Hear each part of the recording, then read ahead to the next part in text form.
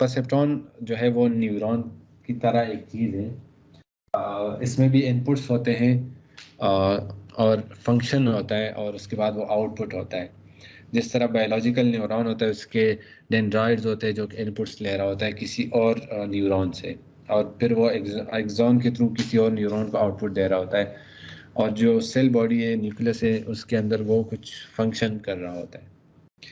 तो इसी तरह परसेप्ट्रॉन में भी उसके इनपुट्स होते हैं, वेव्स होते हैं जो कि अफेक्ट कर रहा होता है इनपुट रिजल्ट को, उसको मॉडिफाई कर रहा होता है किसी सूरत में, कुछ ना कुछ सूरत में। वो मल्टीप्लायर है। देन समेशन है जो कि इनपुट्स को सम कर रहा होता है। एंड जो एफ है वो आपके पास, इसको कहते हैं activation function. Activation function actually आपके फंक्शन को वो काइंड ऑफ रिजल्ट देता है उस बेस पे। जैसे हमारे पास सिग्मॉइड फंक्शन है, आप लोगों ने पढ़ा है लॉजिस्टिक रिग्रेशन में, वो एक उसको कहते हैं एक्टिवेशन फंक्शन। तो इस तरह के फंक्शन आप पढ़ेंगे, वो उसको कहते हैं एक्टिवेशन फंक्शन। तो वो जो आपके पास सिग्मॉइड फंक्शन है वो क्या कर रहा होता है, वो आपको बाइनरी रिजल्ट दे रहा होता है बिटवीन 0 and 1। आई मीन वो वैल्यू आपको दे रहा होगा जिस बेस पे आप डिसाइड करते हैं कि इसकी क्लास आइदर 0 है या 1 है। तो ये एक्टिवेशन फंक्शन पे आपको वो आउटपुट मिल जाता है। ये परसेप्ट्रॉन के बारे में। देन इसका जो है फर्स्ट फंक्शन जो है वो वेटेड समेशन है। वेटेड समेशन का मतलब है कि इनपुट्स के साथ आप वेट्स को मल्टीप्लाई करें एंड देन सबको सम कर दें। एंड देन जो सेकंड फंक्शन है, इसको एक्टिवेशन फंक्शन कहते हैं, वो आपको रिजल्ट है बिटवीन 0 and 1। सो चूंकि ये आपके पास एक हार्ड फॉर्म में है, इसका डेरिवेटिव नहीं लिया जाता, बट रिजल्ट हमें इस फॉर्म में चाहिए, अदर 0 और 1। तो इसके लिए फिर हमने सिग्मॉइड फंक्शन यूज़ किया था प्रीवियसली। रिजल्ट आपके पास थ्रेशोल्ड लेवल हो जो आपने फंक्शन डिफाइन किया है एफ ऑफ एक्स, उसको अगर आप कंडीशन करें जो कि वो रिजल्ट आपको 0 से ऊपर दे रहा हो, चूंकि आपको क्लास 1 चाहिए तो आपको थ्रेशोल्ड पॉजिटिव की तरफ जाना है, तो उसके ऊपर जो वैल्यू होगी उसको 1 कहेंगे। एंड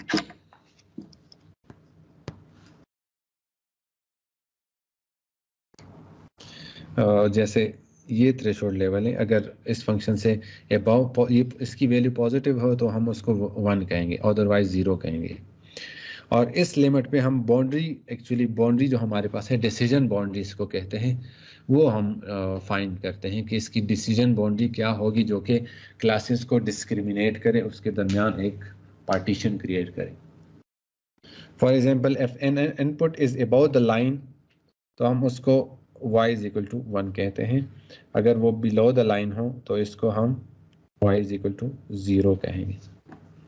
अगर आप लोगों ने लेक्चर लिया हो या मैंने जो एग्जांपल शेयर किया था डिसीजन बाउंड्री का, अगर वो आपने देखा हो, जिसमें मैंने दो एग्जांपल किए थे। एक वो लीनियर बाउंड्री का जिस तरह ये है, ये एग्जैक्टली ये मॉडल था। दूसरा था सर्कल की डिस्क्रिमिनेशन थी कि अगर सर्कल के फॉर्म में वो आ जाए, आपके पास क्लासेस आ जाए, तो उसको कैसे हमने पार्टीशन उसकी करनी है। तो अगर वो आपने देखा हो तो वो उसमें आपने चीज़ें सीखी थी कि वो किस तरह करते हैं। देन हम इसी परसेप्ट्रॉन को लेकर हमने लास्ट क्लास में एंड ऑपरेशन किया था कि एंड ऑपरेशन अगर हमें चाहिए, एंड ऑपरेशन में क्या है, जब हमारे पास दोनों 1 हो तो हमारे पास वैल्यू पॉजिटिव आती है जो कि ब्लू से रिप्रेजेंटेड है, बाकी हमारे पास वैल्यू 0 आएगी। तो इसकी अगर हमने बाउंड्री, डिसीजन बाउंड्री ढूंढनी हो परसेप्ट्रॉन की, तो कैसे ढूंढेंगे? ये एक टेबल है और जो है इसका ग्राफिकल रिप्रेजेंटेशन है इस परसेप्ट्रॉन की, जो कि वेट की वैल्यू हम वेट और इनपुट की वैल्यू हम सेट करेंगे जिस बेस पे हम रिजल्ट जो है वो एंड ऑपरेशन की मिले। अगर आपको याद हो तो जब आपने कर रहे थे ग्रेडियंट डिसेंट मेथड, जब आप कर रहे थे तो उसमें आप वेट्स की वैल्यू सेट करते थे। वो एक तरीका है वेट को फाइंड करने का। उसमें आप क्या करते थे कि आप वेट को इनिशियली एक वैल्यू दे देते हैं, फॉर एग्जांपल 111 या 000, एंड देन वो वैल्यू अपडेट होती जाती थी, आपको अपनी डिज़ायर वैल्यू मिल जाती थी।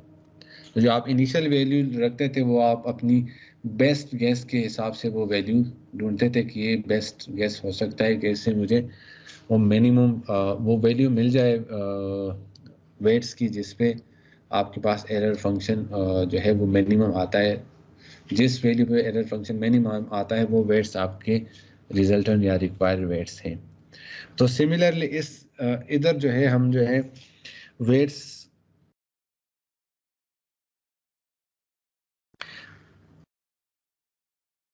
इधर चूंकि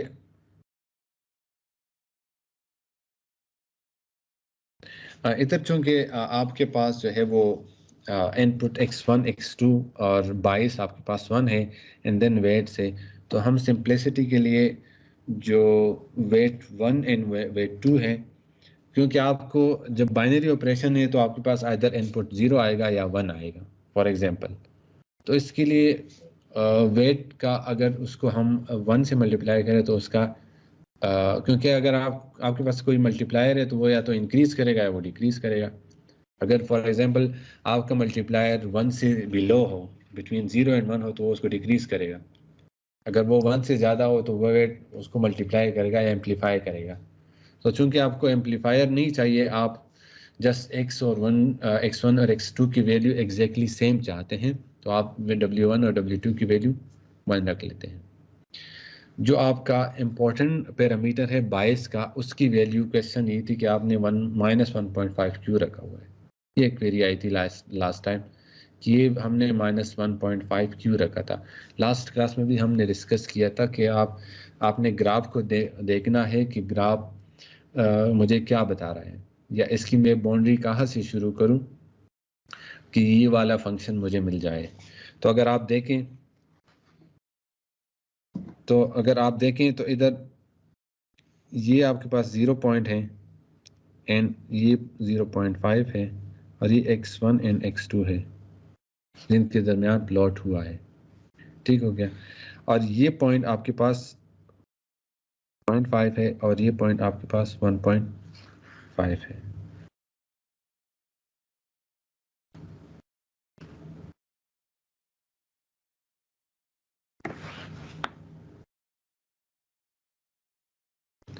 तो ये 0.5 है, 1.5 है।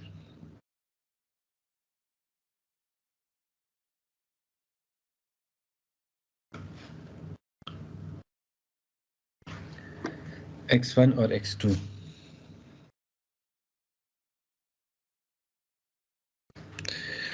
तो जो हमारे पास फार्मूला है वो एक्चुअली इस तरह है।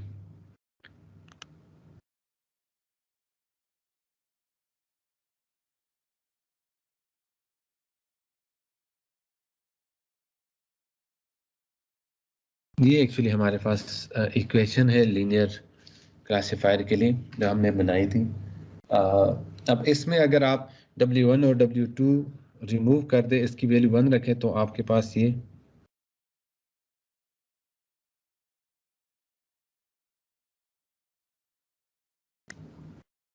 इक्वेशन इस तरह बन जाएगी, क्योंकि W1 और W2 की वैल्यू आपने 1 रख ली है।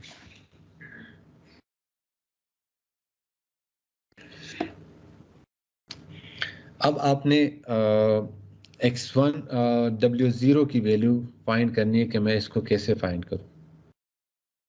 अब आपको जब x1 की वैल्यू 0 पे होती है तो आपका जो प्लॉट है वो कहाँ से शुरू हो, अबव 1 शुरू हो, अबव 1 हो। फॉर एग्जांपल आपका प्लॉट इधर से शुरू होना चाहिए। अगर मैं इसको दोबारा ड्रा कर दूं, इस प्लॉट को, ये पॉइंट है आपका, ये है, ये है, ये है, ये आपके पास 1 है, ये 1 है और ये आपके पास 0 है। तो जो आपकी लाइन है वो 1 से अबव होना चाहिए, इधर कहीं होना चाहिए। तो इसका मतलब ये है कि जब ये x1 की वैल्यू 0 हो तो इस वक्त x2 की वैल्यू 1 से अबव हो, ठीक है। और जब जब आपके पास x2 की वैल्यू 0 हो तो उसकी वैल्यू क्या हो, x1 की वैल्यू क्या हो। ये ऑलमोस्ट अगर आप देखें इस लाइन को तो दोनों की वैल्यू सेम आ रही है। अगर आप इस ग्राफ को देखें, ओरिजिनल ग्राफ को,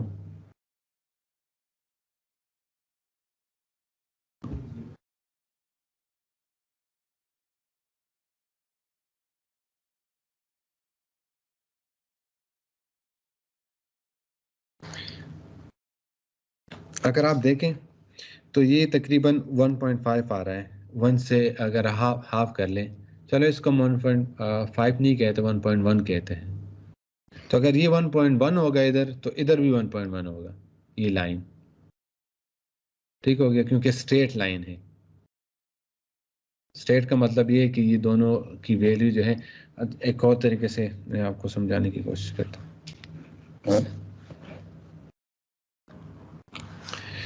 for example y is equal to, नहीं बल्कि x1 और x2 की,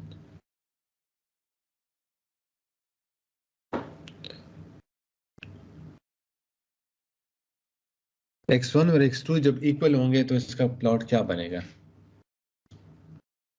लीनियर प्लॉट बनेगा, ऐसे प्लॉट बनेगा।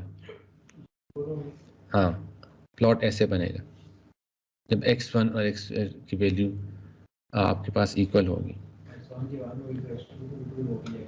जी जी बिल्कुल। अच्छा,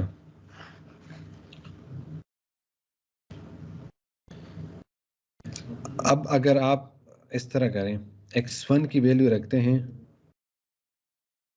+2, तो क्या आएगा, 0 पे क्या होगा। फॉर एग्जांपल हम इसको ये 1 1 1 नहीं लेते बल्कि एक और प्लॉट करते हैं।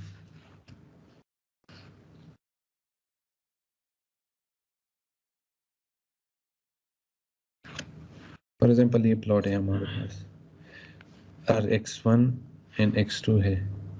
तो x1 जब इक्वल होता है x2 + 2 के, तो क्या आएगा, जब x2 की वैल्यू आपके पास 0 होगी तो x1 आपके पास, फॉर एग्जांपल 1 2 3, तो वो इधर होगा, मतलब ये प्लॉट आपके पास इधर से स्टार्ट होगा।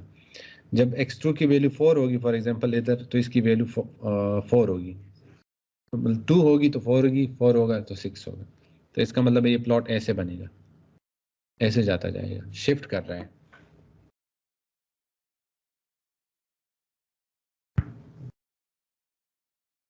शिफ्ट कर रहा है, ये शिफ्ट कर रहा होगा, ठीक है। तो ये जो 22 की वैल्यू एक्चुअली प्लॉट को शिफ्ट कर रहा है। अब हम क्या करते हैं, अब हम एक और वैल्यू लेते हैं इसकी।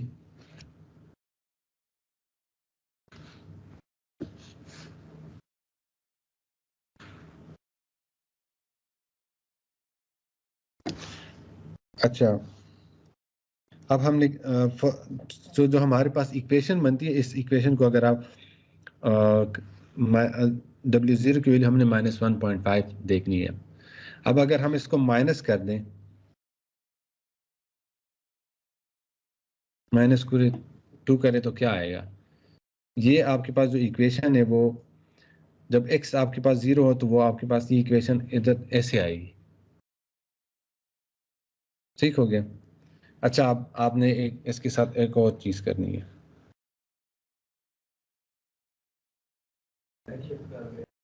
अब आपने इसको ऊपर लेके जाना है, तो क्या करना है, आपने अपर लेना है, क्योंकि ये जब आप x2 के साथ प्लस और माइनस करते जाते हैं तो प्लॉट आपका राइट और लेफ्ट जा रहा है। तो आपने क्या करना है, x1 के साथ ऐड करना है, ठीक हो गया। तो अगर आप इस तरह करें,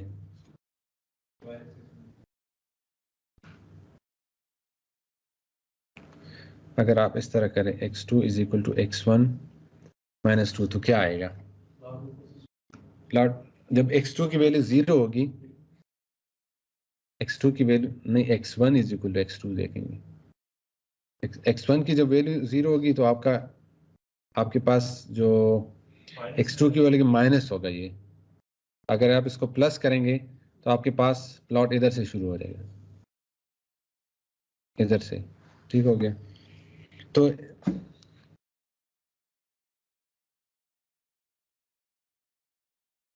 जब हमारे पास ये इक्वेशन बन गई, बस ये चीज़ समझाने के लिए मुझे अब ऑलमोस्ट 10-15 मिनट लगाने पड़ेंगे। अच्छा, तो इस इक्वेशन को जब आप अरेंज करते हैं,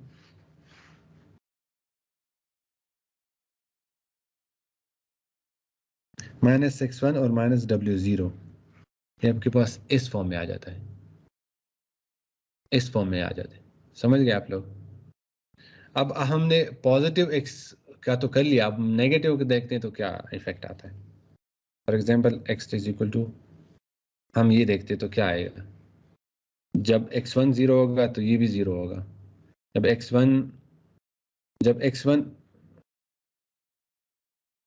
इसको x1 की वैल्यू 1 होगी तो आउटपुट आपके पास 1 होता जाएगा, और ये 2 होगी तो ये 2 होता जाएगा। तो आपके पास प्लॉट नीचे की तरफ आएगा। इसको ऐसे करें, 1 मिनट, ये चीज़ आपको समझ आ जाएगी तो आगे वाले भी आसान हो।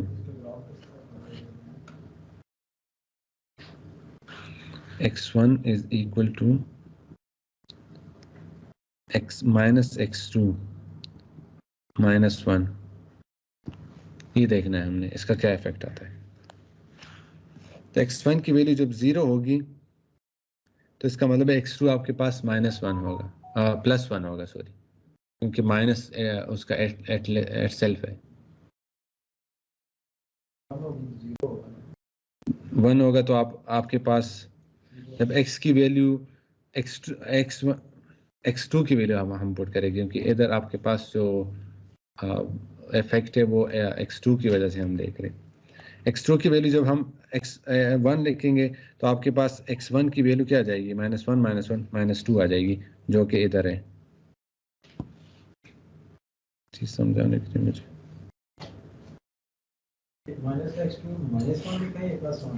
एक ये -1 है, एग्जैक्टली इस फॉर्म में है, इस फॉर्म में है। तो W0 की वैल्यू हमने देखनी है। W0 की वैल्यू जब आपके पास 0 होगी तो आपके पास प्लॉट क्या आएगा,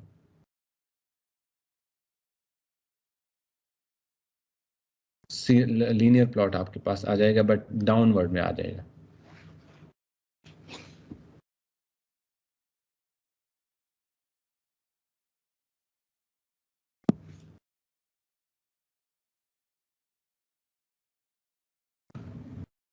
x is equal to -x2, इसका प्लॉट कैसे बनेगा? x is equal to x1 is equal to x2 का प्लॉट ऐसे बनेगा, बट आप जब इसको उल्टा करेंगे, -x पुट करेंगे तो क्या प्लॉट आएगा आपके पास, ऐसे आ जाएगा, डाउनवर्ड जाएगा, ये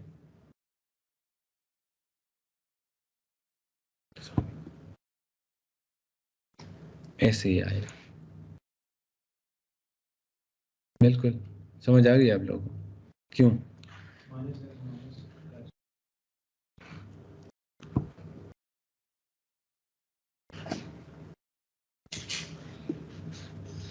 ये आपके पास x y एक्सिस है और आपके पास फंक्शन है x2 is equal to -x1, ये आपके पास फंक्शन है। तो जब आप इसको प्लॉट करेंगे, ये प्लॉट आपके पास इस डायरेक्शन में आ जाएगा, क्योंकि माइनस है, जो भी x की वैल्यू होगी वो y की वैल्यू होगी माइनस में, आपका प्लॉट इस डायरेक्शन में आ जाएगा। इसमें कोई कंफ्यूजन है? इसमें कोई कंफ्यूजन नहीं है। अच्छा जब आप इसमें, अच्छा आप एक और काम करते हैं, इसी प्लॉट को शिफ्टिंग वाला कॉन्सेप्ट अगर किसी ने पढ़ा हो प्लॉट शिफ्टिंग का तो वो अप्लाई करते हैं इसमें।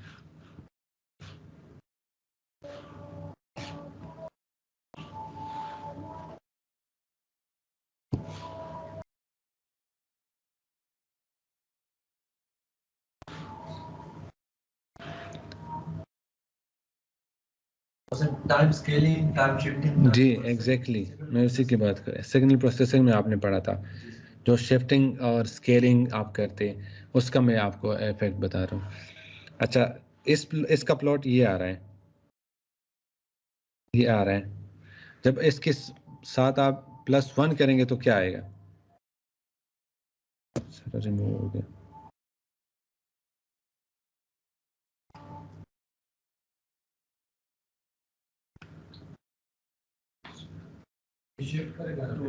+1 आप करेंगे तो टुवर्ड्स डाउनवर्ड होगा आपके पास। तो +1 करेंगे आप माइनस ऐड करते जाएंगे तो ये ऊपर जाएगा। ये मेरे ख्याल में इसमें कंफ्यूजन नहीं होनी चाहिए, ये सिंपल सी चीज़ है। क्योंकि अगर आप x की वैल्यू अगर -x के बराबर हो तो इक्वल होगी, लेकिन उसके पास फॉर एग्जांपल +1 ऐड करेंगे तो वो एक डाउनवर्ड शिफ्ट हो जाएगा, क्योंकि 0 पे उसकी वैल्यू 1 होगी और फिर -1 पे उसकी वैल्यू आपके पास हो जाएगी +1 और 2 हो जाएगी उसकी वैल्यू। -1 पहले भी है, 0 हो जाएगा। 0 से स्टार्टिंग पॉइंट है पहले -x -1, तो पहले 0 से स्टार्टिंग पॉइंट है, फिर 1 से स्टार्टिंग पॉइंट हो जाएगा जब 1 ऐड करेंगे।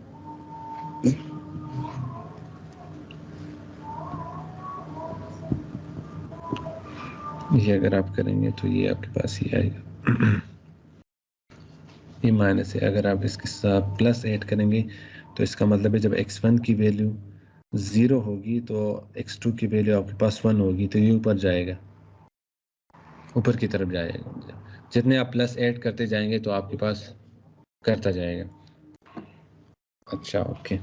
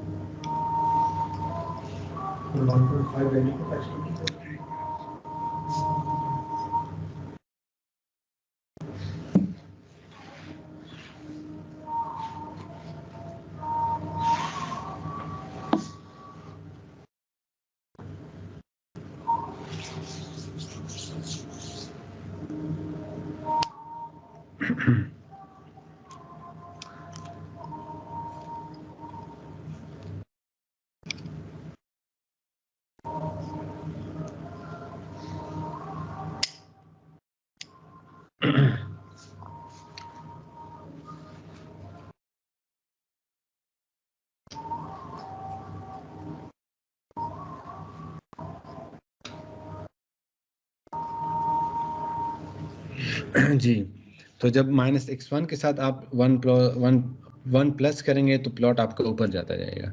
जब आप 1.5 करेंगे तो आपका और ऊपर चला जाएगा, 0 पे उसकी वैल्यू 1.5 होगी। ये इसकी आप लोगों को समझ आ गई? तो ये सिमिलर यही फिनोमेना इस इक्वेशन में, इस प्लॉट में यूज हुआ है कि आपको जब x1 की वैल्यू 0 हो तो आपका मैक्सिमम होना चाहिए 1.5। ये 1 से ग्रेटर हो या आप 1.3 भी रख सकते हैं, लेकिन चूंकि आपने थ्रेशोल्ड 0.5 का सेट किया है कि आप अगर फॉर एग्जांपल 0.5 के दरमियान हो तो 0 कंसिडर होगा इस केस में, इसलिए वो बाउंड्री 1 के करीब है तो आपने वो थ्रेशोल्ड 1.5 लिख लिया। 1.5 के केस में 1 कंसीडर होगा जी। 1.5 से अगर वो फिर हम टेबल में देखेंगे कि किस तरह आ रहा है, क्योंकि आपके पास पॉजिटिव रिजल्ट आना चाहिए समेशन। पॉजिटिव रिजल्ट आएगा पॉजिटिव 0.5, उसको 1 कंसिडर किया हुआ है। जस्ट मैं आपको ये प्लॉट समझा रहा था कि ये क्यों इसने इस तरह किया है। तो अगर आप देखें तो हमारे पास जो इक्वेशन है, ये प्लॉटिंग वाला कॉन्सेप्ट तो आपको समझ आ गई होगी। अब जो हमारे पास इक्वेशन बन रही है वो x1 + x2 + w0 है, ठीक हो गया। अब फॉर एग्जांपल x2 हम इसको x1 - w0 करेंगे। अब w0 को -w0 को पॉजिटिव करने के लिए आपको क्या चाहिए? -1.5। तो इसलिए वो हम जो हमने लिखा था x2 = -x1 + 1.5 जो हमें ऊपर दे रहा था, तो सिमिलरली ये भी पॉजिटिव हो जाएगा। कोई कंफ्यूजन है इसमें? W0 एक W0 के वैल्यू में माइनस है और एक इसका अपना माइनस है, तो रिजल्ट आपके पास पॉजिटिव आएगा। तो इसलिए वो प्लॉट आपका ऊपर ट्रांसफर हो गया, शिफ्ट हो गया। अब इसमें किसी को कंफ्यूजन है कि वेट की वैल्यू इसने 1.5 क्यों ली है? जी ऑनलाइन आप लोग का कोई क्वेश्चन है? अच्छा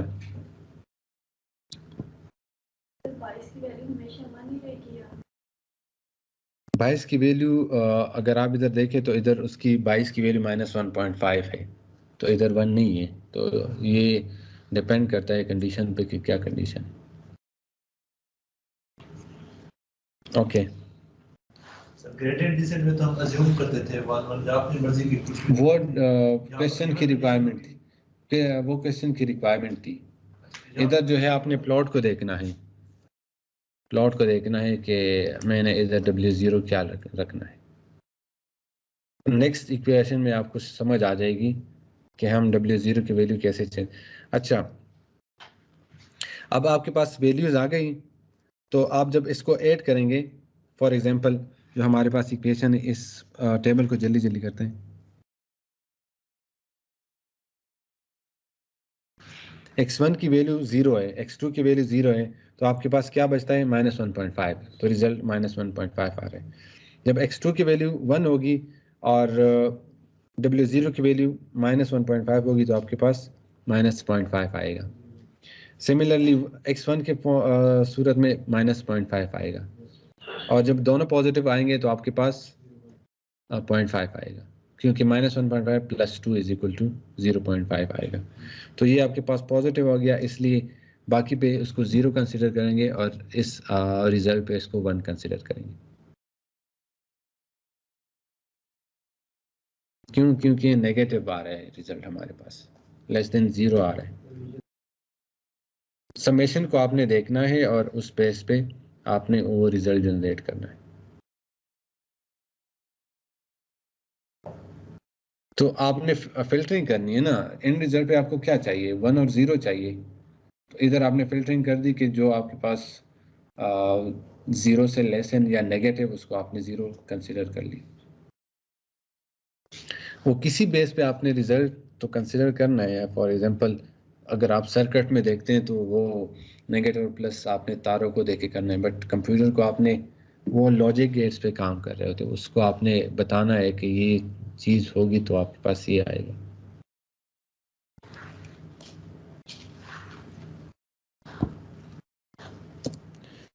ये और ऑपरेशन है, और ऑपरेशन में आपके ख्याल में W0 की क्या वैल्यू आएगी, क्योंकि आपको ऐसी लाइन चाहिए।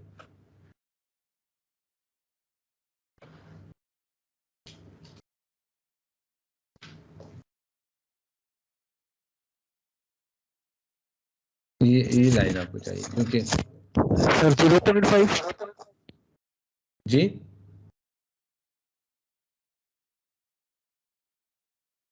-0.5 चाहिए होगा हमारे लिए। क्यों? क्योंकि 0 पे आपके पास क्या, पहले 0 पे आपके पास 1.5 रिजल्ट आ रहा था x1 की, अभी आपके पास 0.5 आ रहा है, तो डायरेक्ट आप 0.5 की वैल्यू सेट कर सकते हैं। सिंपल, मैं इसलिए डिटेल उस पर दे रहा था ताकि आगे वाला एग्जाम्पल आपको आसानी से समझ आ जाए। तो ये और इस सिमिलर अगर आप इसको करते जाते हैं, इसको 1 और W1 और W2 के ऐड करें एंड देन -0.5 के साथ 0 आएगा तो -0.5 आएगा। अगर ये 1 है और वो -0.5 है तो रिजल्ट आपके पास +0.5 है। तो इसमें आप क्या कंसिडर कर लें, उसको पॉजिटिव वैल्यू का 1 कंसिडर कर रहे हैं और बाकी को 0 कर रहे हैं। तो ये आपके पास और गेट बन गया। और गेट में क्या होता है कि आपके पास जब बहुत आपके पास 0 हो, ऑफ हो, तो वो आपके पास रिजल्ट आउटपुट 0 है, अदरवाइज कोई भी ऑन हो तो आपके पास रिजल्ट 1 आएगा। सिमिलरली नॉट ऑपरेशन में, ये नॉट ऑपरेशन थोड़ा सा, इसमें आपके पास जो है वो नॉट ऑपरेशन में आपके पास इनपुट एक्चुअली 1 होगी, क्योंकि नॉट के लिए आपको 2 इनपुट की ज़रूरत ही नहीं है। तो आपने क्या करना है, आपने नोट हमेशा नेगेट करता है। अगर कोई इनपुट हो उसको आपने माइनस फॉर्म में लेना है, तो इसके लिए आपके पास जो वेट की वैल्यू है वो माइनस होनी चाहिए। पहले हम पॉजिटिव ले रहे थे, तो आपने वेट की वैल्यू इधर इसलिए -1 ली है क्योंकि आपको नेगेट करना है। जो इनपुट आ रहा है 0, तो वो 1 आ रहा है, तो वो उसके साथ मल्टीप्लाई होके उसको माइनस में कन्वर्ट कर लें इनपुट के साथ। एंड देन W0 की वैल्यू आप, चूँकि ये 0 to 1 आपके पास जो मैग्नीट्यूड इसका 1 आ रहा है, तो जो थ्रेशोल्ड लेवल है वो 0.5 है आपका। 0.5 से ऊपर हो या वो हो ग्रेटर देन इक्वल हो, तो उसको आप 1 कंसिडर करेंगे इस केस में। तो इसलिए 0.5 वैल्यू ली है वेट की, W0 की। ये इस तरह है, इसकी इक्वेशन इस तरह है, W0 जो W2 X2 है, वो X2 को आपने 0 कर दिया तो वो X ख़त्म हो गया एट सेल। तो आपके पास ये इक्वेशन सिर्फ बच गई। इसमें आपने W1 की वैल्यू नेगेटिव, उस इनपुट को नेगेटिव करने के लिए आपने उसके साथ वेट को माइनस कर दिया है। एंड देन जो आपको प्लॉट देगा वो डिपेंड करता है 22 पे, तो इसलिए 22 की वैल्यू आपने पॉजिटिव हाफ ले लिया।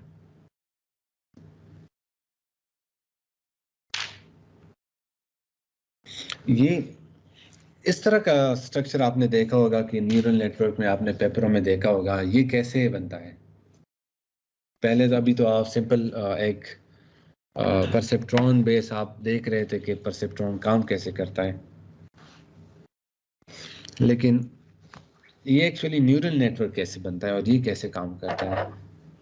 तो एक्चुअली जब आप परसेप्ट्रॉन को कैस्केड करते हैं, एक परसेप्ट्रॉन को दूसरे के आगे रखते हैं या उसके साथ रखते हैं इन हॉरिजॉन्टली और वर्टिकली, तो वो आपके पास एक न्यूरल नेटवर्क बनता है। जिस तरह के ह्यूमन न्यूरॉन्स थे या लिविंग बीइंग न्यूरॉन्स थे, वो क्या कर रहे होते हैं, एक्सॉन और डेंड्रॉइड को आप कनेक्ट कर रहे होते हैं। सिमिलरली जो परसेप्ट्रॉन का आउटपुट है वायु, वो किसी और परसेप्ट्रॉन को जा रहा है अनटिल आपके पास जो डिज़ायर नेटवर्क है वो बन जाए।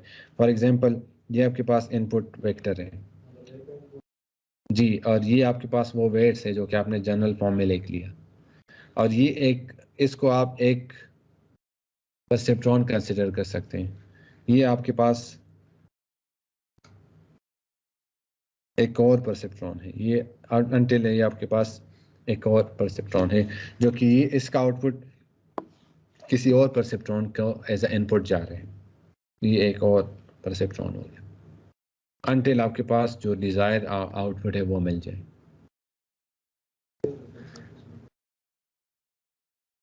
जी क्वेश्चन जी, अच्छा हिडन लेयर, वो अभी हम बताएंगे हिडन लेयर क्या चीज़ है।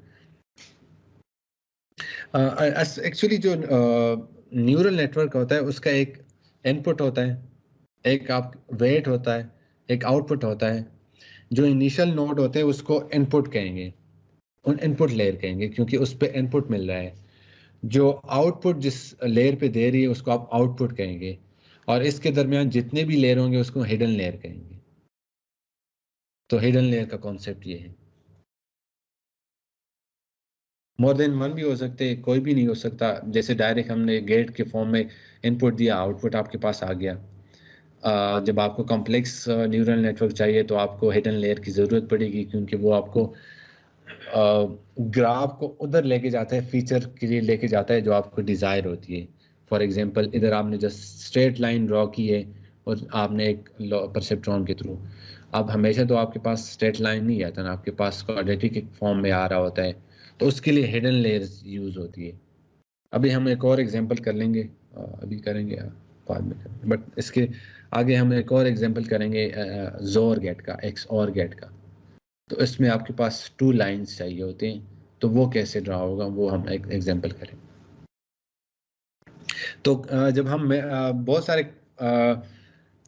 परसेप्ट्रॉन को कैस्केड करते हैं तो उससे हमारे पास न्यूरल नेटवर्क बन जाते हैं, मल्टी लेयर परसेप्ट्रॉन बन जाता है, या उसको लेयर्ड स्ट्रक्चर भी कहते हैं क्योंकि इसमें मुख्तलिफ लेयर्स होती हैं आसानी से समझने के लिए। अच्छा, ये तो ग्राफिकल रिप्रेजेंटेशन इसकी हो गई मल्टी लेयर परसेप्ट्रॉन की, जिसमें आपके पास एक परसेप्ट्रॉन है, एक दूसरा परसेप्ट्रॉन है, ये एक और परसेप्ट्रॉन है, ये आउटपुट है और ये आपके पास इनपुट है। तो जो हमने इक्वेशन डिराइव की थी लॉजिस्टिक रिग्रेशन की, अगर आपको याद हो सिग्मॉइड के फॉर्म में, तो इस सारे ग्राफिकल रिप्रेजेंटेशन को हम उसमें कैसे रिप्रेजेंट करेंगे, क्योंकि ग्राफिकल रिप्रेजेंटेशन आपके समझने के लिए होता है और आपके मैथमेटिकल कैलकुलेशन को आसान करने के लिए होता है, जिसमें आप चेन रूल और ये चीज़ें यूज़ कर सकते हैं। तो अगर आप देखें एक परसेप्ट्रॉन का आउटपुट दूसरे का इनपुट है, और इधर जो है आपके इनपुट दोनों परसेप्ट्रॉन के सेम हैं, वेट सेम है, बट इसका आउटपुट इसका इनपुट है। तो ये अब इसका जो मैथमेटिकल फॉर्मुलेशन थी वो कैसे होगी?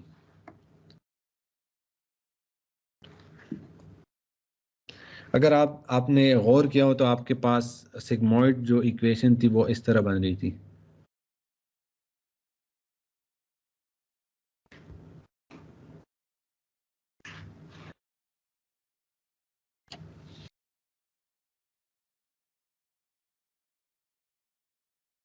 इस तरह बन रही थी -s, या अगर मैं इसको एक और फॉर्म में लिखूं,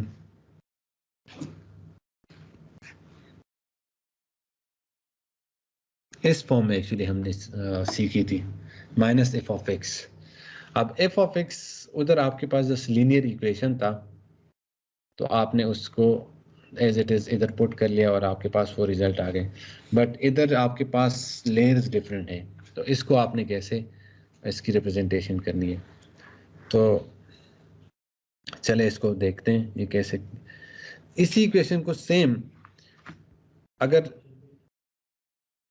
जैसे फॉर एग्जांपल हमारे पास ये इक्वेशन थी,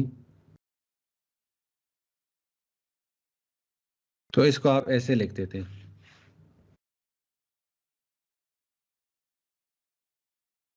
फॉर एग्जांपल आपके पास, मैं एक सिंपल इक्वेशन लिखता हूँ, ये W0 + W1x,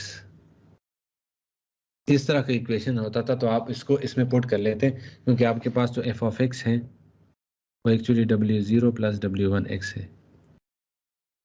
तो आप उसको ऐसे पुट कर लेते हैं, एग्जैक्टली उसकी वैल्यू हम पुट कर लेते थे f ऑफ x की बजाय। अब सिमिलर इस कॉम्प्लेक्स फॉर्म में भी हमने क्या किया, हम जो है आउटपुट टू इनपुट आएंगे।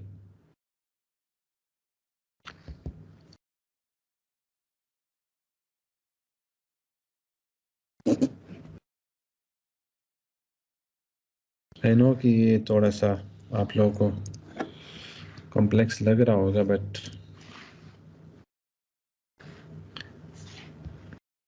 चीजें तो आपने समझनी है। सिमिलर हमने क्या किया है, हमने जो है ये आपके पास आउटपुट है, आप इससे इनपुट की तरफ जाएंगे, रिवर्स ऑर्डर में जाएंगे। तो ये जो इक्वेशन है, इस परसेप्ट्रॉन को फॉर एग्जांपल आपने इसको f ऑफ h कह दिया,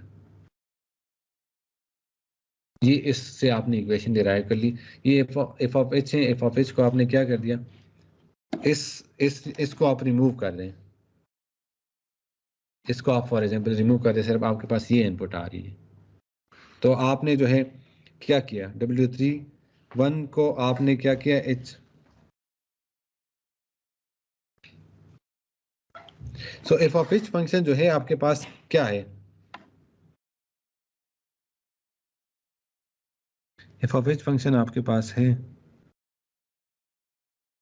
W31 + h1, बल्कि इस तरह है,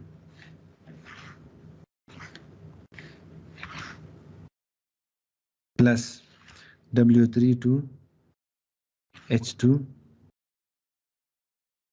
plus W3 0। So f of h की जगह आपने ये वैल्यू इधर पुट कर ली। सिंपल है, इसमें कोई मुश्किल तो नहीं है, जस्ट आपने वेट और उसके इनपुट को मल्टीप्लाई करना है, सम करना है और आपने इस सिग्मॉइड फंक्शन में डालना है। बट चूंकि h की वैल्यू आउटपुट है किसी और वैल्यू की, तो आपने h1 अब H1 और H2 को डिफाइन करना है आपने, क्योंकि वो इटसेल्फ एक परसेप्ट्रॉन है, फंक्शन के अंदर फंक्शन। तो आपने अब सारे फंक्शन वो ओरिजिनल इनपुट्स के फॉर्म में लिखने हैं, क्योंकि इनिशियली तो आपके पास अवेलेबल वो है हिडन लेयर्स जो है इधर, ये आपके पास हिडन लेयर हो गया। एक हिडन लेयर की वैल्यू इनपुट डिपेंडेंट है आपकी इनिशियल इनपुट पे। फॉर एग्जांपल जब आपके पास एक डेटा सेट पड़ा है, उसमें आपके पास क्या है, आपके पास इनपुट वैल्यू है और आउटपुट वैल्यू है। हिडन लेयर की रिजल्ट तो आपने खुद निकालने हैं, वो आपने इसी से निकालने हैं।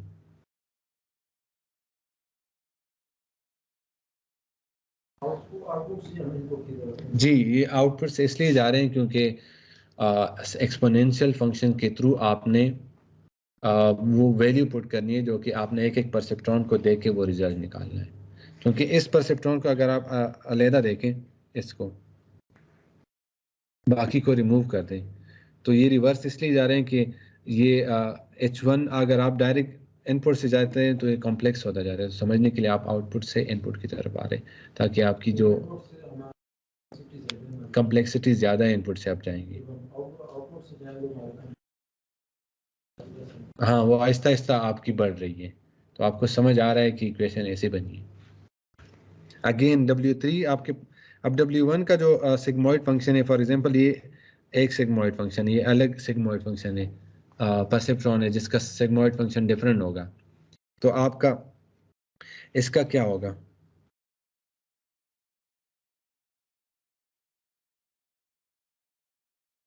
सिमिलरली ये जो आपके पास है,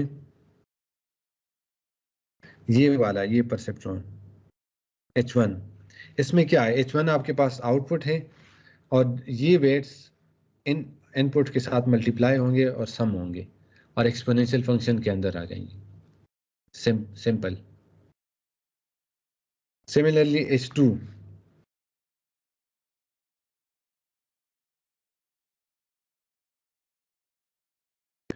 inputs multiply weights and their summation. आप इनपुट्स इसमें x1 x2 और 1 है, और वेट्स आपके पास 2 1 1 1 2 1 0 और बल्कि इस फॉर्म में 2 1 2 2 एंड 2 0 है। इसके 2 1 2 2 एंड 2 0 है, क्योंकि H2 है तो नाम इसलिए H2 दिया है, ताकि वो उस मतलब H2 का जो 2 है वो ये 2 है, H1 ये वाला है, बाद में 1 2 3 वो इंक्रीज वाला है। तो जब H1 और H2 की वैल्यू आपने अब इस इक्वेशन में पुट करना है, तो जब आप इस इक्वेशन में पुट करेंगे तो फाइनल इक्वेशन आपके पास ये आ जाएगी। देखिए आप लोग के जो है ये इक्वेशन आ जाएगी।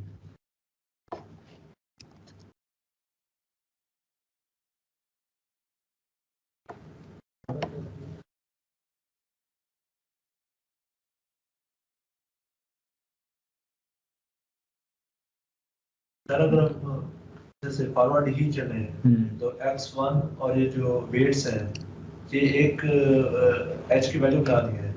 अगर आप इनपुट से आउटपुट की तरफ जाएं तो आप उस तरफ से भी आप जा सकते। फॉर एग्जांपल H1, उसमें क्या होगा, ये वाला फार्मूला पहले रख लेंगे, ये वाला, तो ये H1 और ये W31 ये सारे वेट्स कंबाइन होकर फिर एक और लेयर बना रहे हैं, हिडन लेयर जो आपने देखी थी। वो हिडन लेयर का जो आउटपुट है वो तो H1 और H2 के फॉर्म में है। तो आपने इसका एक सिग्मॉइड फंक्शन बना लिया, क्योंकि इधर आउटपुट आपके पास H1 है या H2 है, तो इसलिए आप इनपुट से जाए आउटपुट से जाए रिजल्ट सेम ही आएगा। उस जब आप इनपुट से जाएंगे तो ये जो हमने पहली इक्वेशन लिखी है ये आप बाद में लिखेंगे, ये वाली एंड में लिख लेंगे। पहले ये वाला इक्वेशन आ जाएगा आपका, एंड देन ये आ जाएगा, एंड देन आपने इन दोनों को सम करना है। सम करके फिर आपने इसको एज ए इनपुट देना है, लेंथी हो जाएगा। तो आउटपुट से आप इस तरह आते हैं, क्योंकि ये देखें अगर आप इसके ये जो है ना, ये H1 की वैल्यू है और ये H2 की वैल्यू है। W30 आपकी इधर से आ रहा है, ये H2 है और ये H1 है, एंड देन ये जो वेट्स है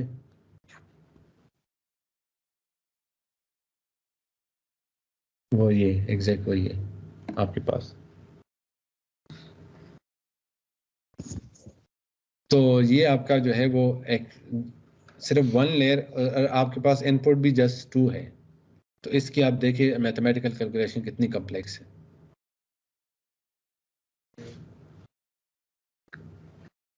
जब आपके पास 1000 इनपुट होंगी और आपके पास फीचर ज़्यादा एक्सट्रैक्ट करना होगा, तो उसके लिए आपको हिडन लेयर ज़्यादा लगाने होंगे।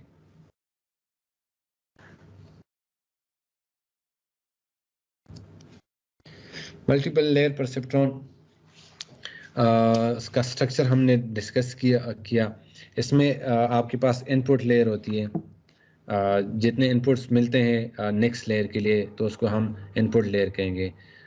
ये जो है नंबर ऑफ नोड्स के बराबर होती है, नंबर ऑफ इनपुट्स के बराबर होती है। आपके पास हिडन लेयर है, ये फॉर एग्जांपल ये 2 हिडन लेयर है।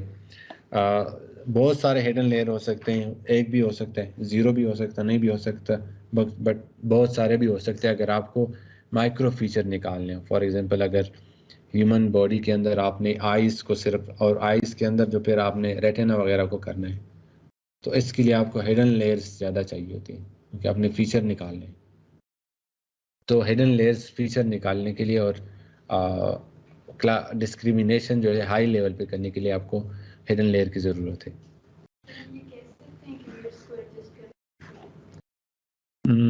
वेट्स एक अलग चीज़ है और हिडन लेयर एक अलग चीज़ है। वेट आपको वो प्लॉट की डिस्ट्रीब्यूशन बता रहा है कि वो आपने अप करना है, डाउन करना है, राइट मूव करना है, लेफ्ट मूव करना है। बट अगर आपकी ग्राफ की शेप फॉर एग्जांपल ऐसी हो, वेट्स आपको ये करता है, उसको ऐसे करता है, उसको ऐसे करता है, ये आपके वेट्स कर सकते हैं। बट जो आपके पास हिडन लेयर है वो एक्चुअली प्लॉट की डायरेक्शन चेंज कर रहा होता है। फॉर एग्जांपल क्वाड्रेटिक आपके पास आ गई, या अगर आपके पास ये डिस्क्रिमिनेशन आपने, फॉर एग्जांपल ये डिस्क्रिमिनेशन आपने करनी है, तो इसके लिए आपको 2 लाइन चाहिए, तो ये डिस्क्रिमिनेशन आपको ये हिडन लेयर दे रहा होता है।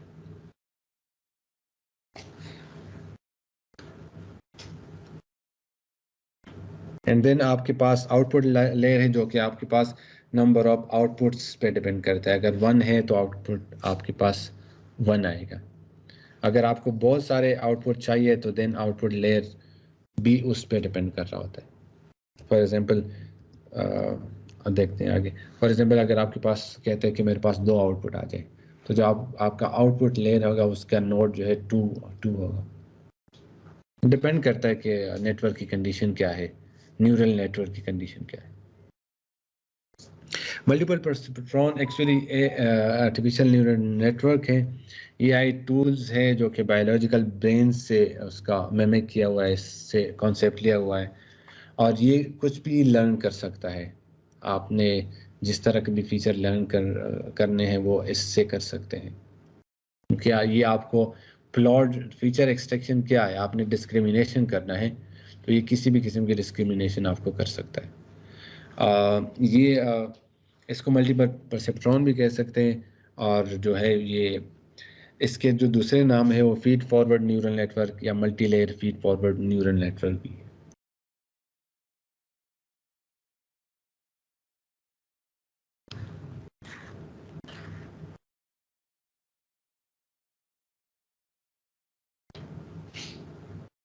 ये इट कैन लर्न एनीथिंग, ये कितना स्ट्रॉन्ग स्टेटमेंट है, जो कि कुछ भी आपको क्लासिफाई करके बता देता है। कि एक्चुअली जो आपने एग्जांपल देखी थी जिसमें आप कहते थे कि इट इज़ अ डॉग और इट इज़ अ कैट, जो उसकी जो बिहाइंड स्टोरी है वो एक्चुअली न्यूरल नेटवर्क है, जो आपको फीचर निकाल रहा होता है। अब आप खुद सोचे, 2 एनिमल है, उसने आप पिक्चर निकाल के कंप्यूटर को बता दिया, वो आपको उसका टाइप बता देता है। तो आप खुद सोचे, केट के भी 4 पाँव होते हैं, उस डॉग के भी 4 पाँव होते हैं। फिर वो अगर आप उसके देखें तो स्ट्रक्चर पे आ जाएं, उस स्ट्रक्चर थोड़ा सा डिफरेंट हो जाता है। उस सारे स्ट्रक्चर को देख के उसने वो निकालना है कि ये केट है और डॉग है। पहले लेयर्स में उसको डिवाइड कर डिवाइड लेयर्स डिपेंडेंसी आपके उस फीचर एक्सट्रैक्शन पे है आपकी। माइक्रो डिटेल जितनी आपने निकालनी है। तो इसको आप मैथमेटिकल कैलकुलेशन को देख के कंफ्यूज होने से बेहतर है आप इसके एप्लीकेशन पे सोचें कि इसकी एप्लीकेशन कितनी है। सिंपल नेटवर्क आप बना रहे हैं उस वो आपको डिस्क्रिमिनेट कर रहा है गेट के इनपुट और आउटपुट और उसको क्लासिफाई कर रहा है। यही बेसिक कॉन्सेप्ट आपके एडवांस मशीन लर्निंग में यूज हो रहे हैं। ये जस्ट एक वो बेस है जो बन रहा है आप लोग। What a multi-layer perceptron can do। एक मल्टी परसेप्ट्रॉन क्या कर सकता है? Anything digital computers can do. कितना स्ट्रॉन्ग स्टेटमेंट है। अगर आपने एक नेटवर्क बना दिया तो उससे आप कोई भी ऑपरेशन कर सकते हैं जो कि एक डिजिटल कंप्यूटर कर सकता है। फॉर एग्जांपल बूलियन फंक्शन है, जैसे अब हमने कर लिया ट्रू और फॉल्स को आप कहते हैं कि बूलियन फंक्शन कहते हैं। तो टू लेयर्स परसेप्ट्रॉन है वो, उसमें आप उसको कर सकते हैं। एंड देन कंटिन्यूस फंक्शन हो तो आप उसको टू लेयर परसेप्ट्रॉन में उसको डिस्क्रिमिनेट कर सकते हैं। आर्बिट्ररी फंक्शन हो तो उसको आप कोई भी फंक्शन हो तो उसको 3 लेयर डिफरेंट उसके डिस्क्रिमिनेशन हो तो उसको 3 लेयर परसेप्ट्रॉन से कर सकते हैं। We can build a multi-layer perceptron which satisfy given input-output pairs। तो इनपुट और आउटपुट का पेयर उसके डिपेंड हो कि हम कोई भी परसेप्ट्रॉन डिजाइन कर सकते हैं इसके लिए। अच्छा, तो अगर आप देखें ये आपके स्क्रीन पे शो हो रहा है, ये फॉर एग्जांपल जो आपका परसेप्ट्रॉन है उसमें आप इनपुट आपके पास है, देन आउटपुट है, और देन आपके पास फर्स्ट हिडन लेयर है, सेकंड हिडन लेयर है। तो हिडन लेयर आपके पास जो है वो जो इनपुट ये फर्स्ट हिडन लेयर जो थी वो लाइंस को डिफाइन कर रहे थे कि आपके लाइंस किस डायरेक्शन में जाती है। जो आपकी सेकंड हिडन लेयर है वो कन्वेक्स क्या चीज़ है? फॉर एग्जांपल ये ग्राफ है, ये कन्वेक्स ग्राफ। तो वो सेकंड जो आपकी हिडन लेयर है वो कन्वेक्स को डिफाइन करती है कि ग्राफ की किस तरह कन्वेक्स है। और आउटपुट लेयर आपकी जो है वो कन्वेक्सिस को मिलाते हैं। फॉर एग्जांपल एक एक लेयर आपको डिफरेंट रिजल्ट दे रही है, वो सारे लेयर्स को मिला के आपने एक रिजल्ट निकालना है। फॉर एग्जांपल इस लेयर का इसने एक लेयर ने ये डिस्क्रिमिनेट कर दिया, दूसरी लेयर ने ये डिस्क्रिमिनेट कर दिया, तो सबको कंबाइन करना है जो कि आपके पास फाइनल रिजल्ट आना है। ये एक्चुअली पिक्चर के फॉर्म में बताया है। फॉर एग्जांपल अगर आप देखें तो इन 4 लाइनों के बीच में पॉजिटिव साइन है, लेकिन उसके बैक साइड पे आउटसाइड पे माइनसेस है, जो कि इन परसेप्ट्रॉन के थ्रू आप डिवाइड कर लिया। देखें कितना इंटरेस्टिंग वो है, आपके पास एग्जांपल है कि आपने सिर्फ इन पॉजिटिव को निकालना है, नेगेटिव को बाहर करना है। मैग्नेटिक फील्ड है किसी तरीके से बना हुआ है, वो आपने कर प्लस और माइनस है या कोई भी फील्ड है, तो आपको लाइन चाहिए और उसका कन्वेक्स चाहिए जो कि ये रिजल्ट आपको निकाल सके। तो आप हिडन लेयर लगाते जाएं उसको और आपको रिजल्ट मिलता जाएगा। जोर एग्जांपल ऑपरेशन है, एक्स और ऑपरेशन भी उसको कहते हैं।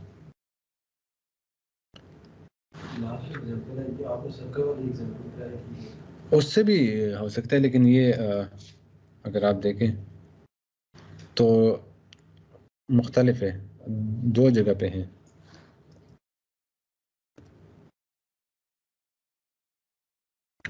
वो तो जस्ट ये इस तरह का एग्जांपल था।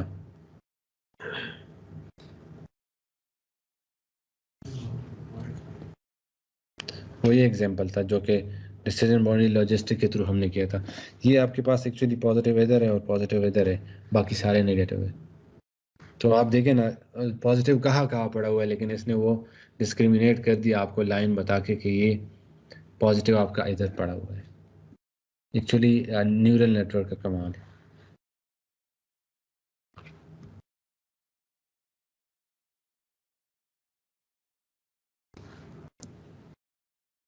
अच्छा, example what a neural network can do. A neural network can solve non linearly separable problem. अगर लीनियर प्रॉब्लम ना हो, जैसे हम लाइन ड्रॉ करके 2 क्लासेस को अलग कर लेते हैं। अब आपके पास फॉर एग्जांपल ये इधर आपके पास आ रहा है पॉजिटिव है, और इधर आपके पास नेगेटिव है। जिस तरह आप प्लस और माइनस वाला आपने पिक्चर देखा तो एग्जैक्ट ये उसकी सिंपलेस्ट फॉर्म है, क्योंकि आपको इसमें 2 लाइन चाहिए। जोर ऑपरेशन किसी को पता है? जोर ऑपरेशन किस तरह होता है?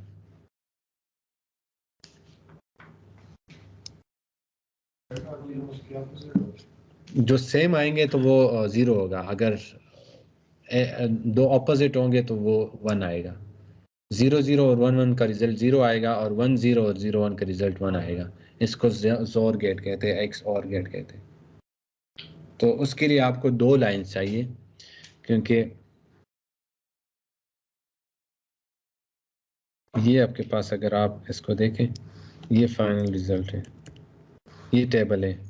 तो जब डिफरेंट है तो आपके पास रिजल्ट पॉजिटिव आ रहा है, बाकी ये 0 आ रहा है। फाइनल रिजल्ट ऑफ जोर है।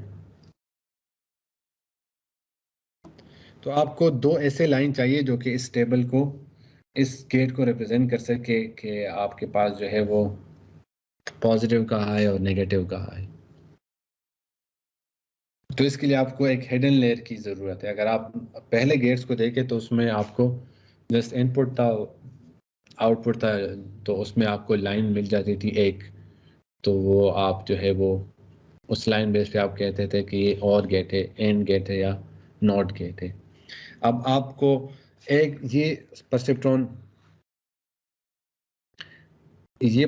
आपको एक अलग लाइन दे देता है, ये परसेप्ट्रॉन आपको एक अलग लाइन देता है, एंड देन ये वाला लेयर आपको उसको सम करके रिजल्ट दे देता है। तो आप देखें कि ये कितना वो पावरफुल आपको रिजल्ट दे रहा है।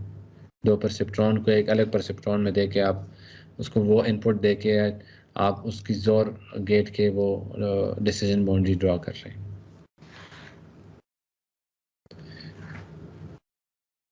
अगर आप इस परसेप्ट्रॉन को गौर करें कि ये जस्ट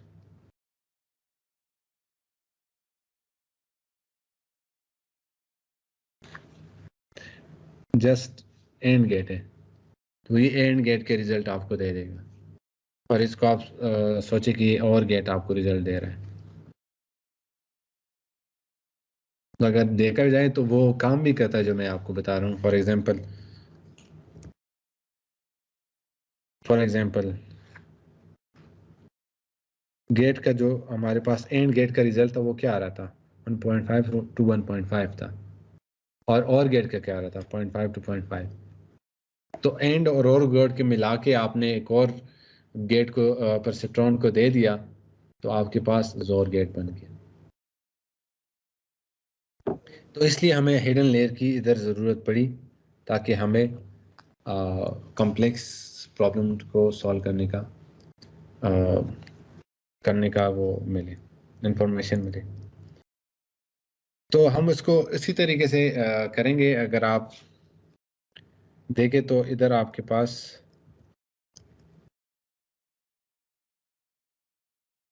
पास 2 इनपुट है, एक ये इनपुट, ये रिजल्ट है, और एक ये है। तो इन दोनों के रिजल्ट को आपने मूव करना है, क्योंकि एक एंड गेट है और एक और गेट है। तो एक इनपुट आपने और गेट वाले रखने हैं और एक ने आपने एंड गेट वाले रखने हैं। तो सिमिलरली इन्होंने भी क्या किया है, वो एंड वाले रिजल्ट इधर रख दिए,